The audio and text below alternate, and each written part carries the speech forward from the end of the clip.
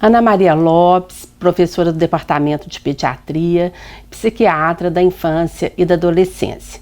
Hoje nós vamos conversar um pouco sobre o suicídio na adolescência. O termo suicídio, ele se articula ao que chamamos de comportamentos de risco na adolescência. Os comportamentos de risco, o que podemos falar sobre isso? Os comportamentos de risco, eles se articulam muito ao que chamamos fatores de risco e fatores de proteção.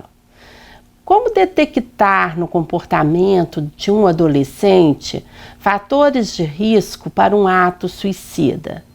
É o uso excessivo de bebidas alcoólicas e drogas, o desinteresse pelas atividades do cotidiano, o desligamento das parcerias, dos grupos, a redução do desempenho escolar. E fatores de proteção, o que, como profissionais, seja da área da educação, seja da área da saúde, podemos oferecer em termos de fatores de proteção? Estar atento ao comportamento do adolescente, construir a possibilidade de espaços de escuta, de conversação, melhorar a interlocução entre escola, família, comunidade, unidade básica de saúde e redução de danos tais como a violência, dentre outros fatores que reduzem os fatores de proteção contra atos de suicídio ou comportamentos de risco. Então, ainda dizendo sobre fatores de risco, estar muito atento àquela criança que foi afastada precocemente dos pais. Isso vai ter repercussão na fase da adolescência.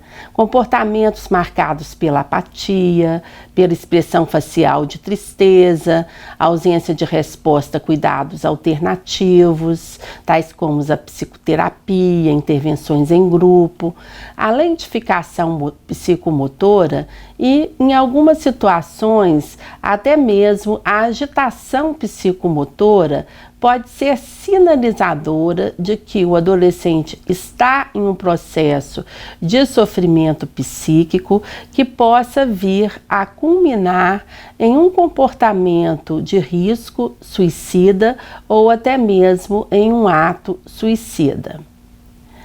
Então, em termos de fatores de risco relacionados ao suicídio, tanto na infância como na adolescência. Por quê?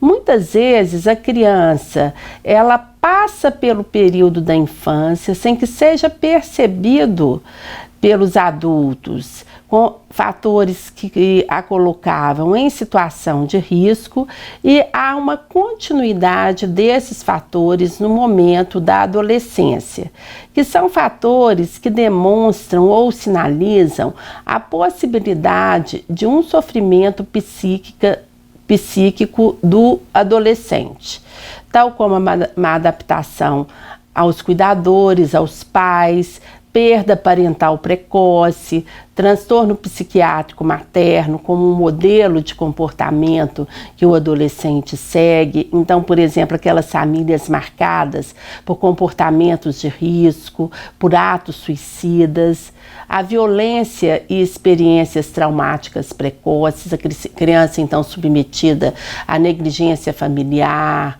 à violência psicológica, a situações de abuso, elas são mais vulneráveis a comportamentos de risco e a tentativas de ato suicida.